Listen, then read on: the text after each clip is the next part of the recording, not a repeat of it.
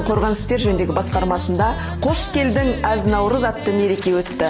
Бұл мерекеге Алматы қаласы қорғаныс істер жөніндегі департаменттің бастығы, қарулы күштерінің ардагерлері, қазақ аналары дәстүрлерге жол қоғамдық бірлестігінің ұжымы келді.